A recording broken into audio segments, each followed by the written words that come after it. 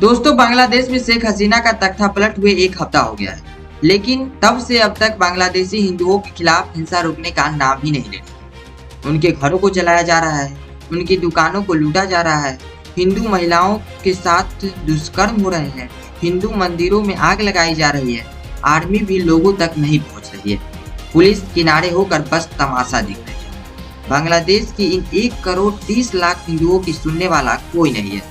मोदी सरकार ने भी बांग्लादेशी हिंदुओं पर नजर रखने के लिए एक कमेटी बना दी है। खुद मोदी ने बांग्लादेश के नई सरकार के मुखिया मोहम्मद यूनिस को बांग्लादेश के पीएम बनने पर बधाई दी है और उन्होंने बांग्लादेश हिंदुओं पर हो रही हिंसा रोकने की अपील भी की है। मगर सवाल यह है कि माइनॉरिटी के नाम पर सबसे ज्यादा कूदने वाले कांग्रेस नेता राहुल गांधी अब तक चुप क्यों है और एक ट्वीट तक क्यों नहीं की।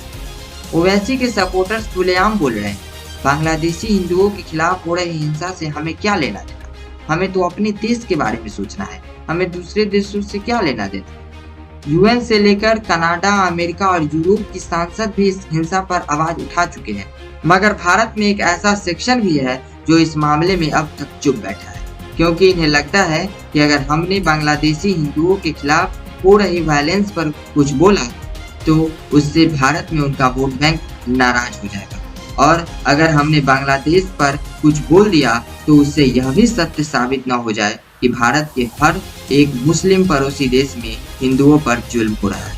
हिंदुओं के खिलाफ हो रहे हमलों पर बोलने से पहले ये अपनी चुनावी नफे और नुकसान देख लें। तो क्या अभी यह बताने की जरूरत है कि राहुल गांधी से लेकर ओवैसी और इन जैसे तमाम नेताओं की बांग्लादेश के मामले में जबान क्यों नहीं खुल रही है?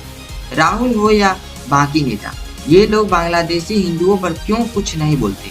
इसका साफ और सिर्फ एक ही मतलब है कि इन लोगों को पता है कि भारत में इनका जो भी वोट बैंक है वो कहीं नाराज न हो जाए, या फिर वो इस मामले से खुश है। अब जो लोग वोट बैंक को खुश करने के लिए हिंदू होकर भी भगवान श्री राम के मंदिर की प्राण प्रतिष्ठा में नहीं जाते हैं, तो आप उनसे क्या उम्मीद लगा सकते हैं कि बांग्लादेशी हिंदुओं पर हो रहे अत्याचार पर वो एक शब्द भी बोल दे?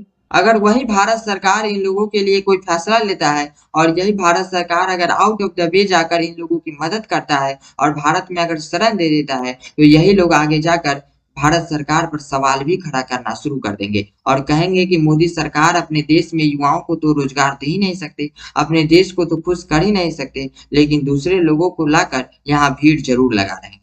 तो बताइए इस बारे में आपका क्या सोच है? आप इसके बारे में क्या सोचते हैं? कमेंट करके जरूर बताइएगा। और यही एक पॉइंट्स है जो और भी लोगों तक पहुंचना जरूरी है, इसलिए इस वीडियो को आगे शेयर जरूर कर दीजिएगा। और वीडियो देखने के लिए बहुत बहुत धन्यवाद। जाते जाते अगर अब तक अपने भाई के चैनल को सब्सक्राइब नहीं किया है तो सब्सक्राइब और लाइक जरूर कर दीजिएगा। जय हिंद, जय भारत।